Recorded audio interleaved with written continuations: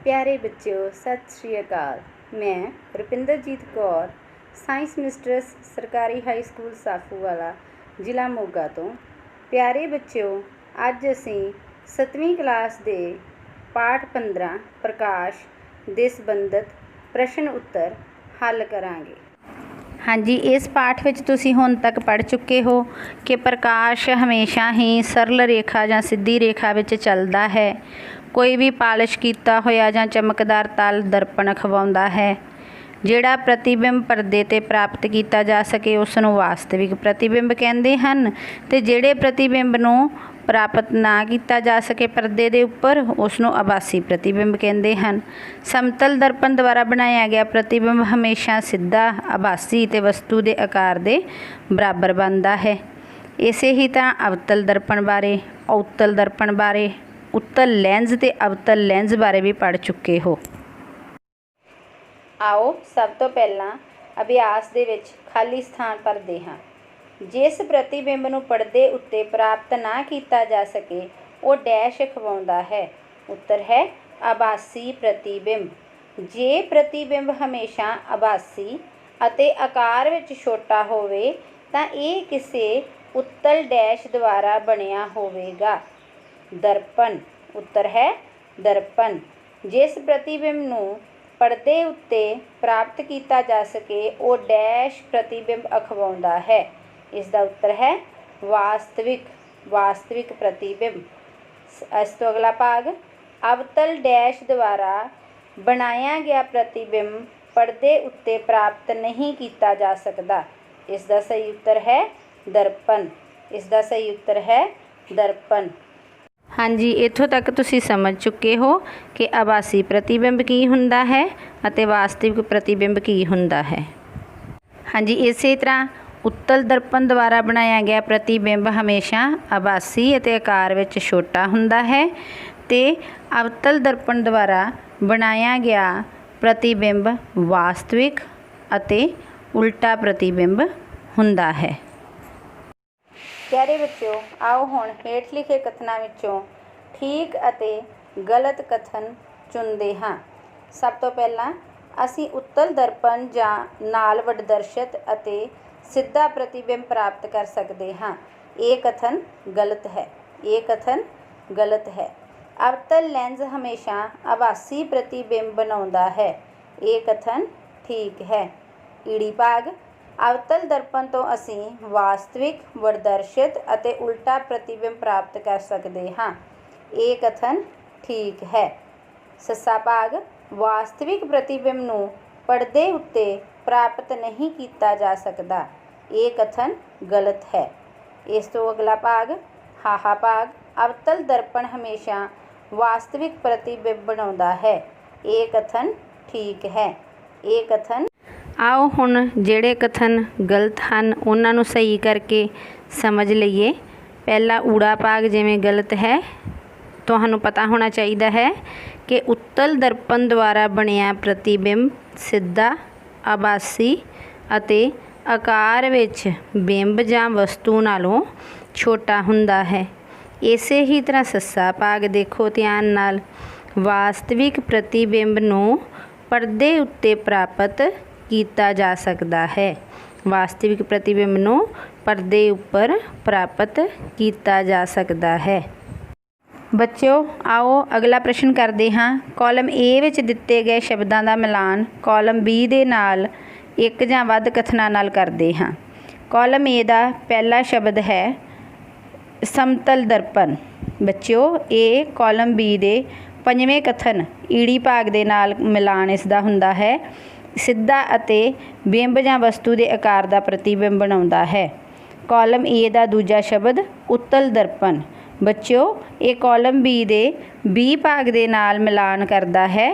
ਵਧੇਰੇ ਖੇਤਰ ਦੇ ਦ੍ਰਿਸ਼ ਜਾਂ ਦਾ ਪ੍ਰਤੀਬਿੰਬ ਬਣਾ ਸਕਦਾ ਹੈ।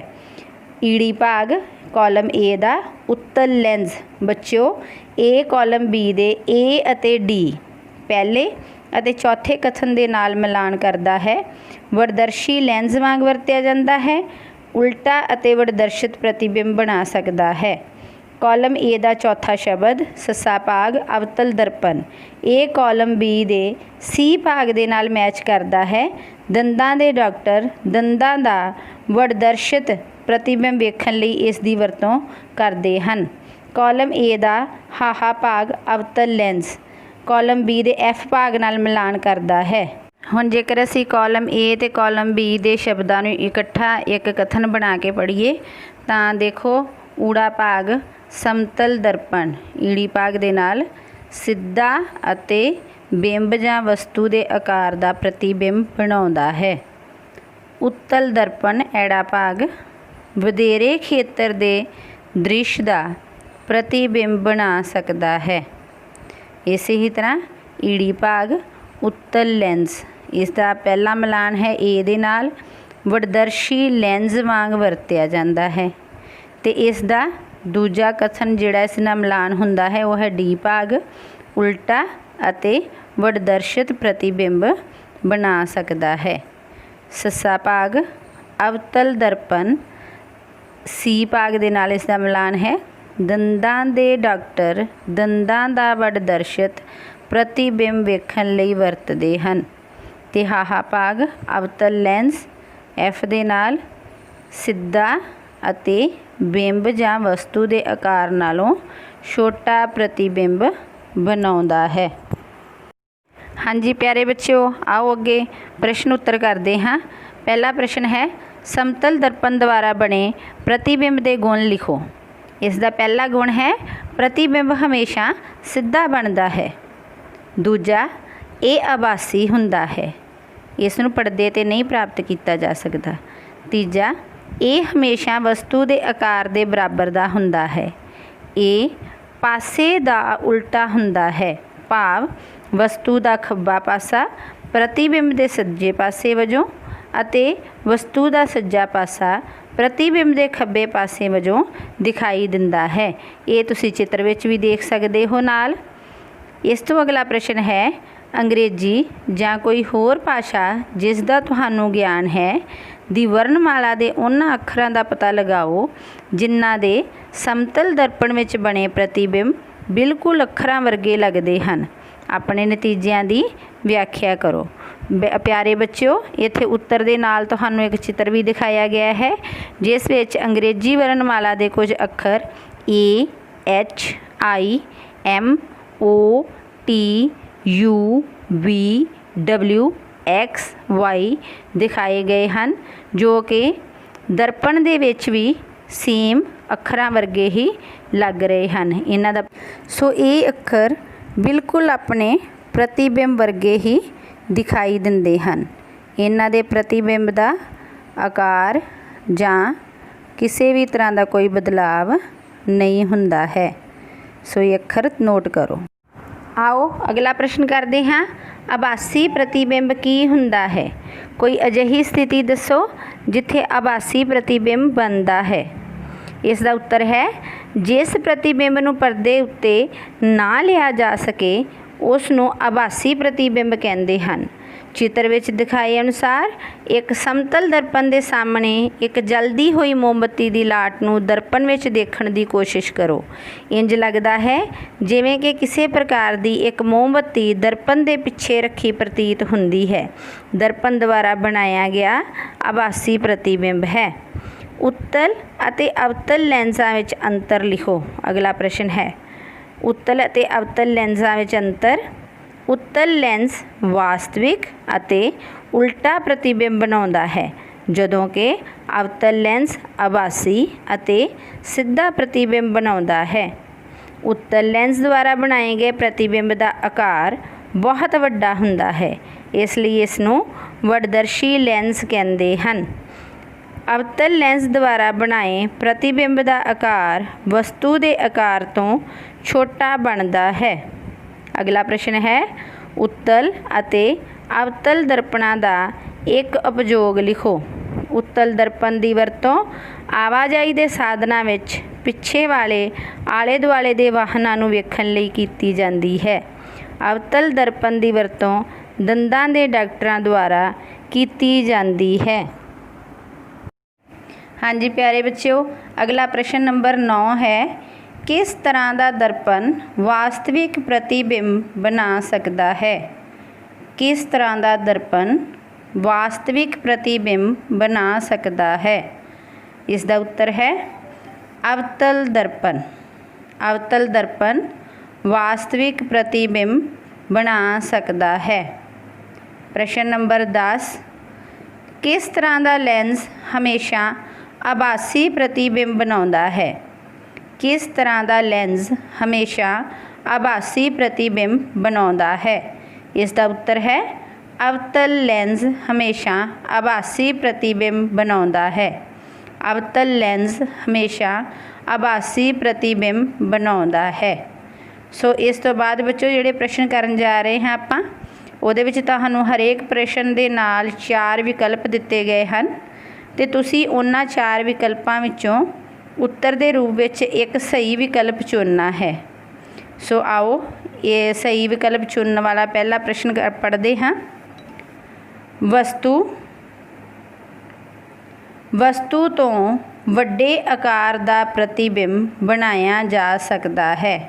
ਵਸਤੂ ਤੋਂ ਵੱਡੇ ਆਕਾਰ ਦਾ ਪ੍ਰਤੀਬਿੰਬ ਬਣਾਇਆ ਜਾ ਸਕਦਾ ਹੈ। ਇਸ ਦੇ ਜੋ ਵਿਕਲਪ ਦਿੱਤੇ ਹਨ ਉਹ ਹਨ ਊੜਾ ਭਾਗ ਅਵਤਲ ਲੈਂਸ ਦੁਆਰਾ, ਐੜਾ ਅਵਤਲ ਦਰਪਣ ਦੁਆਰਾ, ਈੜੀ ਉੱਤਲ ਦਰਪਣ ਦੁਆਰਾ ਤੇ ਸੱਸਾ ਭਾਗ ਸਮਤਲ ਦਰਪਣ ਦੁਆਰਾ। ਸੋ ਬੱਚਿਓ ਇਸ ਦਾ ਸਹੀ ਉੱਤਰ ਹੈ ਵਿਕਲਪ ਐੜਾ ਅਵਤਲ ਦਰਪਣ ਦੁਆਰਾ। अगला प्रश्न है, डेविड अपने प्रतिबिंब नूं समतल दर्पण विच वेख रहा है। दर्पण अते उस दे प्रतिबिंब विचकारली दूरी 4 मीटर है। जे वो दर्पण वल 1 मीटर चलता है तां डेविड अते उस दे प्रतिबिंब विचकारली दूरी की होवेगी? दोबारा सुनो, डेविड अपने प्रतिबिंब नूं समतल दर्पण विच वेख रहा है।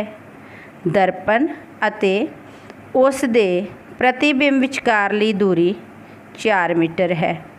जे वो दर्पण वल 1 मीटर चलता है तां डेविड अते उस दे प्रतिबिंब विचकारली दूरी होवेगी। विकल्प दिते हैं तुहानू। पहला विकल्प है 3 मीटर, ऐड़ा विकल्प 5 मीटर, ईड़ी भाग 6 मीटर ते सस्सा भाग 8 मीटर। सो बच्चों इत्थे मैं तुहानू इस चित्र की सहायता नाल थोड़ा जिहा समझाउणा चाहांगी। स्टेटमेंट दे विच ध्यान नाल वेखो, दर्पण अते डेविड दे प्रतिबिंब विचकारली दूरी 4 मीटर है। सो इस दा भाव की है? समतल दर्पण दे सामने जिहड़ी भी कोई वस्तु पई हुंदी है उस दा प्रतिबिंब उन्नी ही दूरी दे उपर उस दे विच जां उस दे पिछले पासे सानू दिखाई दिंदा है। सो जे डेविड दा प्रतिबिंब शीशे दे विच समतल दर्पण दे विच 4 मीटर की दूरी ते दिखाई दे रहा है, सो इसका मतलब है कि डेविड भी समतल दर्पण तो 4 मीटर की दूरी ते खड़ा है। तो इस केस दे विच डेविड अपने प्रतिबिंब तो 8 मीटर की दूरी ते खड़ा है। इसे ही तरह अगला स्टेटमेंट दे विच अगला भाग सानू की कहंदा है कि जे डेविड 1 मीटर समतल दर्पण वाल चलता है, सो 4 मीटर दे विचों 1 मीटर माइनस हो गया, 3 मीटर हो गया।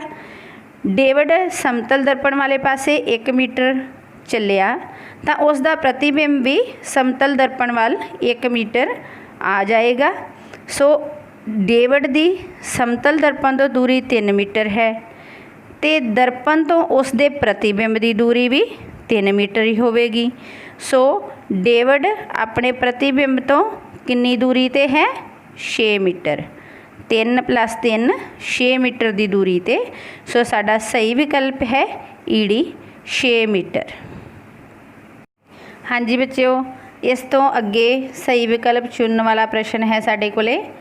एक कार का पिछला दृश्य दर्पण समतल दर्पण है। ड्राइवर अपनी कार नूं 2 मीटर प्रति सैकंड की चाल नाल बैक करदे पिछले दृश्य दर्पण विच ਆਪਣੀ ਕਾਰ ਦੇ ਪਿੱਛੇ ਖੜੇ ਪਾਰਕ ਕੀਤੇ ਹੋਏ ਕਿਸੇ ਟਰੱਕ ਦਾ ਪ੍ਰਤੀਬਿੰਬ ਵੇਖਦਾ ਹੈ। ਡਰਾਈਵਰ ਨੂੰ ਟਰੱਕ ਦਾ ਪ੍ਰਤੀਬਿੰਬ ਜਿਸ ਚਾਲ ਨਾਲ ਆਪਣੇ ਵੱਲ ਆਉਂਦਾ ਪ੍ਰਤੀਤ ਹੋਵੇਗਾ ਉਹ ਹੈ। ਇੱਕ ਕਾਰ ਦਾ ਪਿਛਲਾ ਦ੍ਰਿਸ਼, ਦੁਬਾਰਾ ਪੜ੍ਹ ਰਹੀ ਹਾਂ ਬੇਟਾ ਸਟੇਟਮੈਂਟ।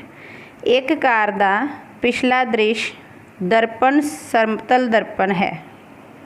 ਡਰਾਈਵਰ ਆਪਣੀ ਕਾਰ ਨੂੰ 2 ਮੀਟਰ ਪ੍ਰਤੀ ਸੈਕਿੰਡ ਦੀ ਚਾਲ ਨਾਲ ਬੈਕ ਕਰਦੇ ਪਿਛਲੇ ਦ੍ਰਿਸ਼ ਦਰਪਣ ਵਿੱਚ ਆਪਣੀ ਕਾਰ ਦੇ ਪਿੱਛੇ ਖੜੇ ਪਾਰਕ ਕੀਤੇ ਹੋਏ ਕਿਸੇ ਟਰੱਕ ਦਾ ਪ੍ਰਤੀਬਿੰਬ ਵੇਖਦਾ ਹੈ। ਡਰਾਈਵਰ ਨੂੰ ਟਰੱਕ ਦਾ ਪ੍ਰਤੀਬਿੰਬ ਜਿਸ ਚਾਲ ਨਾਲ ਆਪਣੇ ਵੱਲ ਆਉਂਦਾ ਪ੍ਰਤੀਤ ਹੋਵੇਗਾ ਉਹ ਹੈ। ਬੇਟਾ ਵਿਕਲਪ ਦਿੱਤੇ ਗਏ ਹਨ ਤੁਹਾਨੂੰ। ਪਹਿਲਾ ਹੈ 1 ਮੀਟਰ ਪ੍ਰਤੀ ਸੈਕਿੰਡ, ਐੜਾ ਭਾਗ 2 ਮੀਟਰ ਪ੍ਰਤੀ ਸੈਕਿੰਡ, ਈੜੀ ਭਾਗ 3 ਮੀਟਰ ਪ੍ਰਤੀ ਸੈਕਿੰਡ ਅਤੇ ਸੱਸਾ ਭਾਗ 8 ਮੀਟਰ ਪ੍ਰਤੀ ਸੈਕਿੰਡ। ਸੋ ਇੱਥੇ ਬੱਚਿਓ ਗੌਰ ਕਰਨ ਵਾਲੀ ਗੱਲ ਹੈਗੀ ਆ ਕਿ ਡਰਾਈਵਰ ਪ੍ਰਤੀਬਿੰਬ ਨੂੰ ਦੇਖ ਰਿਹਾ ਹੈਗਾ ਹੈ ਸਮਤਲ ਦਰਪਣ ਵਿੱਚ, ਅਤੇ ਡਰਾਈਵਰ ਆਪਣੀ ਕਾਰ ਨੂੰ ਬੈਕ ਕਰ ਰਿਹਾ ਹੈ 2 ਮੀਟਰ ਪ੍ਰਤੀ ਸੈਕਿੰਡ ਦੀ ਚਾਲ ਨਾਲ। ਸੋ ਇਹਦਾ ਮਤਲਬ ਜਿਹੜੇ ਦਰਪਣ ਵਿੱਚ ਉਹ ਪ੍ਰਤੀਬਿੰਬ ਨੂੰ ਦੇਖ ਰਿਹਾ ਹੈ ਉਹ ਦਰਪਣ ਵੀ ਉਸੇ ਹੀ ਚਾਲ ਦੇ ਨਾਲ ਗਤੀ ਕਰ ਰਿਹਾ ਹੈ। ਸੋ ਉਸ ਦਾ ਪ੍ਰਤੀਬਿੰਬ ਵੀ ਇਸੇ ਚਾਲ ਨਾਲ ਹੀ ਉਸ ਵੱਲ ਆਉਂਦਾ ਪ੍ਰਤੀਤ ਹੋਵੇਗਾ। ਸੋ ਇਸ ਦਾ ਸਹੀ ਵਿਕਲਪ ਹੈ ਐੜਾ 2 ਮੀਟਰ ਪ੍ਰਤੀ ਸੈਕਿੰਡ। ਇਸ ਦਾ ਸਹੀ ਉੱਤਰ ਹੈ ਐੜਾ ਭਾਗ 2 ਮੀਟਰ ਪ੍ਰਤੀ ਸੈਕਿੰਡ। ਸੋ ਅਗਲਾ ਪ੍ਰਸ਼ਨ ਹੈ ਬੱਚਿਓ, ਕਿਹੜੇ ਲੈਂਸ ਨੂੰ ਅਪਸਾਰੀ ਲੈਂਸ ਵੀ ਕਹਿੰਦੇ ਹਨ? ਸੋ ਹੁਣ ਆਪਾਂ ਇਹਨਾਂ ਕੁਐਸਚਨਾਂ ਦੇ ਵਿੱਚ ਨਾ ਦੇਖੋ ਧਿਆਨ ਨਾਲ, ਆਪਾਂ ਦੇਖਾਂਗੇ ਕਿ ਉੱਤਲ ਲੈਂਸ ਅਤੇ ਅਵਤਲ ਲੈਂਸ ਦੇ ਲਈ ਹੋਰ ਵੀ ਸ਼ਬਦ ਵਰਤੇ ਜਾਂਦੇ ਹਨ। ਪਹਿਲਾਂ ਅਸੀਂ ਅਵਤਲ ਦਰਪਣ ਦੀ ਗੱਲ ਕਰਨ ਲੱਗੇ ਹਾਂ ਕਿ ਅਵਤਲ ਲੈਂਸ ਨੂੰ ਅਪਸਾਰੀ ਲੈਂਸ ਵੀ ਕਹਿੰਦੇ ਹਨ। ਬੇਟਾ ਅਵਤਲ ਲੈਂਸ ਨੂੰ ਅਪਸਾਰੀ ਲੈਂਸ ਕਿਉਂ ਕਹਿੰਦੇ ਹਨ, ਥੋੜ੍ਹਾ ਜਿਹਾ ਮੈਂ ਇੱਥੇ ਐਕਸਪਲੇਨ ਕਰਦੀ ਹਾਂ ਤੁਹਾਨੂੰ ਪਤਾ ਹੀ ਹੈ ਅਵਤਲ ਲੈਂਸ ਕਿਹੜਾ ਹੁੰਦਾ ਹੈ, ਜਿਹੜਾ ਕਿਨਾਰਿਆਂ ਤੋਂ ਮੋਟਾ ਹੁੰਦਾ ਹੈ ਅਤੇ ਵਿਚਾਲਿਓਂ ਪਤਲਾ ਹੁੰਦਾ ਹੈ। ਜਦੋਂ ਪ੍ਰਕਾਸ਼ ਦੀਆਂ ਕਿਰਨਾਂ ਇਸ ਲੈਂਸ ਵਿੱਚ ਦੀ ਲੰਘਦੀਆਂ ਹਨ ਤਾਂ ਬੱਚਿਓ ਅਪਵਰਤਿਤ ਹੋ ਕੇ ਇਹ ਕਿਰਨਾਂ ਖਿੱਲਰਦੀਆਂ ਹੋਈਆਂ ਦਿਖਾਈ ਦਿੰਦੀਆਂ ਹਨ, ਖਿੰਡਦੀਆਂ ਹਨ, ਅਪਸਰਿਤ ਹੋ ਜਾਂਦੀਆਂ ਹਨ। ਇਸ ਲਈ ਅਵਤਲ ਲੈਂਸ ਨੂੰ ਅਪਸਾਰੀ ਲੈਂਸ ਵੀ ਕਹਿੰਦੇ ਹਨ। ਅਗਲਾ ਪ੍ਰਸ਼ਨ ਹੈ, ਕਿਹੜੇ ਲੈਂਸ ਨੂੰ ਅਭਿਸਾਰੀ ਲੈਂਸ ਵੀ ਕਹਿੰਦੇ ਹਨ? ਕਿਹੜੇ ਲੈਂਸ ਨੂੰ ਅਭਿਸਾਰੀ ਲੈਂਸ ਵੀ ਕਹਿੰਦੇ ਹਨ? ਸੋ ਉੱਤਲ ਲੈਂਸ ਦਾ ਇੱਕ ਹੋਰ ਨਾਂ ਹੈ ਬੱਚਿਓ ਅਭਿਸਾਰੀ ਲੈਂਸ। ਸੋ ਉੱਤਲ ਲੈਂਸ ਤੁਹਾਨੂੰ ਪਤਾ ਹੀ ਹੈ ਇਹ ਕਿਨਾਰਿਆਂ ਤੋਂ ਪਤਲਾ ਹੁੰਦਾ ਹੈ ਅਤੇ ਵਿਚਾਲਿਓਂ ਮੋਟਾ ਹੁੰਦਾ ਹੈ। ਸੋ ਜਦੋਂ ਪ੍ਰਕਾਸ਼ ਦੀਆਂ ਕਿਰਨਾਂ ਉੱਤਲ ਲੈਂਸ ਦੇ ਵਿੱਚ ਦੀ ਲੰਘਦੀਆਂ ਹਨ ਤਾਂ ਬੱਚਿਓ ਇਹ ਇਕੱਠੀਆਂ ਹੋ ਜਾਂਦੀਆਂ ਹਨ, ਇਹ ਇਕੱਠੀਆਂ ਕਰ ਦਿੰਦਾ ਹੈ ਇਹਨਾਂ ਨੂੰ। ਸੋ ਉੱਤਲ ਲੈਂਸ ਦੇ ਵਿੱਚ ਜਦੋਂ ਪ੍ਰਕਾਸ਼ ਦੀਆਂ ਕਿਰਨਾਂ ਲੰਘਦੀਆਂ ਹਨ ਤਾਂ ਇਹ ਇਕੱਠੀਆਂ ਹੋ ਜਾਂਦੀਆਂ ਹਨ। ਇਹ ਪ੍ਰਕਾਸ਼ ਦੀਆਂ ਕਿਰਨਾਂ ਨੂੰ ਅਭਿਸਰਿਤ ਕਰ ਦਿੰਦਾ ਹੈ, ਇਸ ਲਈ ਇਸ ਨੂੰ ਅਭਿਸਾਰੀ ਲੈਂਸ ਕਹਿੰਦੇ ਹਨ। ਇਸ ਲਈ ਇਸ ਨੂੰ ਅਭਿਸਾਰੀ ਲੈਂਸ ਵੀ ਕਹਿੰਦੇ ਹਨ। ਸੋ ਇਸ ਤੋਂ ਅਗਲਾ ਪ੍ਰਸ਼ਨ ਹੈ, ਕਿਸ ਲੈਂਸ ਦੀ ਵਰਤੋਂ ਨਾਲ ਕਾਗਜ਼ ਦੀ ਸ਼ੀਟ ਜਲਣਾ ਸ਼ੁਰੂ ਕਰ ਦਿੰਦੀ ਹੈ ਅਤੇ ਕਿਉਂ? ਸੋ ਬੱਚਿਓ ਹੁਣੇ ਹੀ ਮੈਂ ਤੁਹਾਨੂੰ ਸਮਝਾ ਕੇ ਹਟੀ ਸੀ ਕਿ ਉੱਤਲ ਲੈਂਸ ਅਭਿਸਾਰੀ ਲੈਂਸ ਹੈ। ਕਿਉਂ ਅਸੀਂ ਇਸ ਨੂੰ ਅਭਿਸਾਰੀ ਲੈਂਸ ਕਹਿੰਦੇ ਹਾਂ? ਕਿਉਂਕਿ ਜਦੋਂ ਪ੍ਰਕਾਸ਼ ਦੀਆਂ ਕਿਰਨਾਂ ਇਸ ਦੇ ਵਿੱਚ ਦੀ ਲੰਘਦੀਆਂ ਹਨ ਤਾਂ ਅਪਵਰਤਨ ਤੋਂ ਬਾਅਦ ਇਹ ਪ੍ਰਕਾਸ਼ ਦੀਆਂ ਕਿਰਨਾਂ ਇੱਕ ਜਗ੍ਹਾ 'ਤੇ ਇਕੱਠੀਆਂ ਹੁੰਦੀਆਂ ਹਨ। ਸੋ ਇਸ ਅਭਿਸਰਿਤ ਹੁੰਦੀਆਂ ਹਨ ਇੱਕ ਬਿੰਦੂ ਦੇ ਉੱਪਰ। ਚਿੱਤਰ ਨੂੰ ਧਿਆਨ ਨਾਲ ਦੇਖੋ, ਇਸ ਕਿਰਿਆ ਵਿੱਚ ਵੀ ਤੁਹਾਨੂੰ ਦਿਖਾਇਆ ਗਿਆ ਹੈ ਕਿ ਜਦੋਂ ਉੱਤਲ ਲੈਂਸ ਦੇ ਵਿੱਚ ਦੀ ਸੂਰਜ ਦਾ ਪ੍ਰਕਾਸ਼ ਲੰਘ ਰਿਹਾ ਹੈ ਤਾਂ ਥੱਲੇ ਕਾਗਜ਼ ਦੀ ਸ਼ੀਟ ਦੇ ਉੱਪਰ ਇੱਕ ਗੋਲ ਬਿੰਦੂ ਜਿਹੜਾ ਕਿ सूरज का प्रतिबिंब विखा रहा है कागज़ की शीट उपर पैंदा है। हुण जिस जगह ते कागज़ की शीट उपर ये बिंदु दिखाई दिंदा है उत्थे प्रकाश दीयां किरणां इकट्ठियां होण कारण बहुत ज़्यादा मात्रा विच गर्मी पैदा हुंदी है। उस गर्मी के कारण कागज़ की शीट जलना शुरू कर दिंदी है। सो जदों प्रकाश दीयां किरणां एक जगह ते एक पॉइंट के उपर इकट्ठियां हो जांदियां हन तां बहुत ज़्यादा मात्रा विच प्रकाश इकट्ठा होण कारण गर्मी पैदा हो जाती है। इस पैदा हुई गर्मी के कारण प्रकाश दी गर्मी के कारण कागज़ की शीट जिथे कि प्रतिबिंब बनया है गोला दिखाई दे रहा है सूरज के वांग, सूरज का ही प्रतिबिंब है, उस जगह तो कागज़ की शीट जलना शुरू कर दिंदी है। इत्थे बच्चों देखो तुहानू चित्र दिखाई दे रहे हैं। पहले चित्र दे विच तुहानू प्रिज्म दे विच दी जदों देख रहे हो तुसीं कि सूरज का प्रकाश लंघ रहा है तां ये 7 रंगां विच टुट रहा है। दूसरे नंबर वाले चित्र दे विच तुसीं सतरंगी पींग देख रहे हो। तीजी दे विच तुसीं न्यूटन डिस्क देख रहे हो ते चौथे चित्र दे विच तुसीं देख रहे हो कि जदों न्यूटन डिस्क तेज़ घूम रही है। सो जेकर पहले चित्र की गल करिए तां बच्चों देखो तुसीं ध्यान नाल इहदे विच सूरज तो आ रहा सफ़ैद प्रकाश जदों प्रिज्म दे विच दी लंघ रहा है तां ये 7 रंगां विच टुट जांदा है। ये जिहड़ा वरतारा है इसनूं वर्ण विखेपण कहंदे हन, इसनूं वर्ण विखेपण कहंदे हन ते जिहड़ी 7 रंगां दी पट्टी दिखाई दे रही है उसनूं वर्ण पट्टी कहा जाता है। इसे ही तरह सतरंगी पींग बनती किवें है।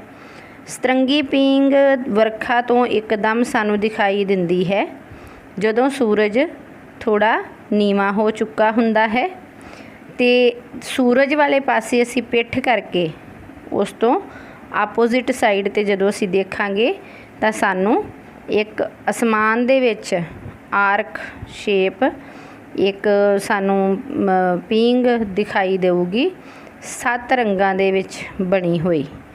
इसनूं असी सतरंगी पींग बोलते हाँ। सो बच्चों इत्थे भी प्रिज्म विच जिवें तुहानूं पहले चित्र विच दिखाया गया है जिहड़ियां पानी दीयां बूंदां वरखा दे पानी दीयां बूंदां हवा विच लटक रहीआं हुंदियां हन तां बच्चों वो प्रिज्म दा काम करदियां हन। हुण सूरज दा प्रकाश सफ़ैद प्रकाश जदों इन्हां पानी दीयां बूंदां दे विच दी लंघदा है तां बच्चों ये 7 रंगां विच टुट जाता है जिस कारण ये सतरंगी पींग बनती है। इसे ही तरह न्यूटन डिस्क दिखाई गई है तुहानू। न्यूटन डिस्क के उपर असी 7 रंग बना लए ते जदों असी इसनूं जोर दी घुमा के देखांगे तां बच्चों ये सानू सफ़ैद कलर दी दिखाई देऊगी। सो इत्थे सानू एक चीज़ समझ आ गई कि सफ़ैद प्रकाश 7 रंगां दा बनिया हुंदा है, जानी कि 7 रंगां तो मिल के सफ़ैद प्रकाश बनता है। आओ हुण असी इस किरिया नाल संबंधित कुछ प्रश्न उत्तर करते हाँ। सो सब तो पहला प्रश्न है सतरंगी पींग विच किन्ने रंग हुंदे हन। सतरंगी पींग विच किन्ने रंग हुंदे हन। शाबाश बच्चों, मैनूं उम्मीद है कि तुसीं हुण बहुत आसानी नाल इस चीज़ नूं समझ गए हो। सतरंगी पींग विच 7 रंग हुंदे हन। आकाश विच सतरंगी पींग कदों दिखाई दिंदी है। आकाश विच सतरंगी पींग कदों दिखाई दिंदी है। आकाश विच सतरंगी पींग अक्सर वरखा तो बाद दिखाई दिंदी है। अक्सर वरखा तो बाद दिखाई दिंदी है। अगला प्रश्न है न्यूटन डिस्क घुमाउण ते किस रंग की नज़र आउंदी है। न्यूटन डिस्क घुमाउण ते किस रंग की नज़र आउंदी है। इसका उत्तर है बच्चों ਨਿਊਟਨ ਡਿਸਕ ਘੁਮਾਉਣ 'ਤੇ ਸਫੈਦ ਰੰਗ ਦੀ ਨਜ਼ਰ ਆਉਂਦੀ ਹੈ। ਨਿਊਟਨ ਡਿਸਕ ਘੁਮਾਉਣ 'ਤੇ ਸਫੈਦ ਰੰਗ ਦੀ ਨਜ਼ਰ ਆਉਂਦੀ ਹੈ। ਸੋ ਅਗਲਾ ਪ੍ਰਸ਼ਨ ਹੈ, ਪ੍ਰਿਜ਼ਮ ਵਿੱਚੋਂ ਸੂਰਜੀ ਪ੍ਰਕਾਸ਼ ਲੰਘਣ 'ਤੇ ਕੀ ਵਾਪਰਦਾ ਹੈ? ਪ੍ਰਿਜ਼ਮ ਵਿੱਚੋਂ ਸੂਰਜੀ ਪ੍ਰਕਾਸ਼ ਲੰਘਣ 'ਤੇ ਕੀ ਵਾਪਰਦਾ ਹੈ? ਪ੍ਰਿਜ਼ਮ ਵਿੱਚੋਂ ਸੂਰਜੀ ਪ੍ਰਕਾਸ਼ ਲੰਘਣ 'ਤੇ ਬੱਚਿਓ ਇਹ 7 ਰੰਗਾਂ ਵਿੱਚ ਟੁੱਟ ਜਾਂਦਾ ਹੈ। ਇਹ 7 ਰੰਗਾਂ ਵਿੱਚ ਟੁੱਟ ਜਾਂਦਾ ਹੈ। ਤੇ ਇਸ ਵਰਤਾਰੇ ਨੂੰ ਕੀ ਕਹਿੰਦੇ ਹਨ ਬੱਚੇ? ਹਾਂਜੀ ਪਿਆਰੇ ਬੱਚੋ, ਇਸ ਵਰਤਾਰੇ ਨੂੰ ਕਹਿੰਦੇ ਹਨ ਵਰਨ ਵਿਖੇਪਨ। ਇਸ ਨੂੰ ਕਹਿੰਦੇ ਹਨ ਵਰਨ ਵਿਖੇਪਨ। ਅਗਲਾ ਪ੍ਰਸ਼ਨ ਹੈ, ਸਤਰੰਗੀ ਪੀਂਘ ਵਿੱਚ ਕਿਹੜੇ ਕਿਹੜੇ ਰੰਗ ਹੁੰਦੇ ਹਨ? ਸਤਰੰਗੀ ਪੀਂਘ ਵਿੱਚ ਕਿਹੜੇ ਕਿਹੜੇ ਰੰਗ ਹੁੰਦੇ ਹਨ? ਸੋ ਸਤਰੰਗੀ ਪੀਂਘ ਵਿੱਚ 7 ਰੰਗ ਹੁੰਦੇ ਹਨ ਬੱਚਿਓ। ਇਹਨਾਂ ਨੂੰ ਯਾਦ ਰੱਖਣ ਦੇ ਲਈ ਅਸੀਂ ਇੱਕ ਸ਼ਬਦ ਬਣਾਇਆ ਹੈ ਵਿਬਗਾਇਰ, VIBGYOR।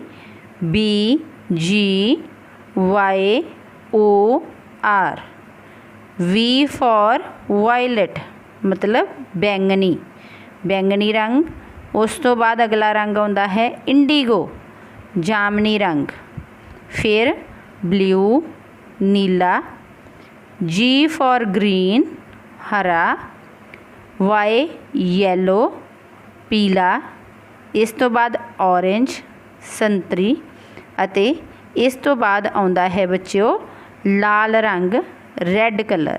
ਸੋ ਇਸ ਨੂੰ ਤੁਸੀਂ ਵਿਬਗਾਇਰ ਵਿੱਚ ਵੀ ਯਾਦ ਕਰ ਸਕਦੇ ਹੋ ਤਾਂ ਕਿ ਤੁਹਾਨੂੰ ਸਤਰੰਗੀ ਪੀਂਘ ਦੇ ਵਿੱਚ ਇਹਨਾਂ ਰੰਗਾਂ ਦਾ ਪੈਟਰਨ ਯਾਦ ਰਹਿ ਸਕੇ।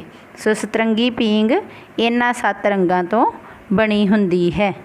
ਸੋ ਪਿਆਰੇ ਬੱਚਿਓ, ਇੱਥੋਂ ਤੱਕ ਤੁਹਾਨੂੰ ਪਤਾ ਲੱਗ ਗਿਆ ਹੈ ਕਿ ਸਫੈਦ ਪ੍ਰਕਾਸ਼ 7 ਰੰਗਾਂ ਤੋਂ ਮਿਲ ਕੇ ਬਣਦਾ ਹੈ। ਜਦੋਂ ਸਫੈਦ ਪ੍ਰਕਾਸ਼ ਟੁੱਟਦਾ ਹੈ ਤਾਂ 7 ਰੰਗਾਂ ਵਿੱਚ ਟੁੱਟ। ਸੋ ਬੱਚਿਓ, ਇਸ ਕਿਰਿਆ ਵਿੱਚ ਤੁਸੀਂ ਚੰਗੀ ਤਰ੍ਹਾਂ ਸਮਝ ਗਏ ਹੋ ਕਿ ਪ੍ਰਕਾਸ਼, ਸੂਰਜ ਦਾ ਪ੍ਰਕਾਸ਼, ਸਫੈਦ ਪ੍ਰਕਾਸ਼ 7 ਰੰਗਾਂ ਤੋਂ ਮਿਲ ਕੇ ਬਣਦਾ ਹੈ। ਮੈਨੂੰ ਉਮੀਦ ਹੈ ਬੱਚਿਓ ਕਿ ਤੁਸੀਂ ਇਹਨਾਂ ਪ੍ਰਸ਼ਨ ਉੱਤਰਾਂ ਨੂੰ ਚੰਗੀ ਤਰ੍ਹਾਂ ਸਮਝ ਗਏ ਹੋਵੋਗੇ ਅਤੇ ਨਾਲ ਦੀ ਨਾਲ ਹੀ ਤੁਹਾਨੂੰ ਪ੍ਰਕਾਸ਼ ਦੇ ਵੱਖ-ਵੱਖ ਵਰਤਾਰਿਆਂ ਬਾਰੇ, ਦਰਪਣਾਂ ਅਤੇ ਲੈਂਸਾਂ ਦੁਆਰਾ ਪ੍ਰਕਾਸ਼ ਦੇ ਅਪਵਰਤਨ ਅਤੇ ਪਰਾਵਰਤਨ ਬਾਰੇ ਜਾਣਕਾਰੀ ਮਿਲ ਗਈ ਹੋਵੇ। ਸੋ ਬਹੁਤ ਬਹੁਤ ਧੰਨਵਾਦ ਬੱਚਿਓ।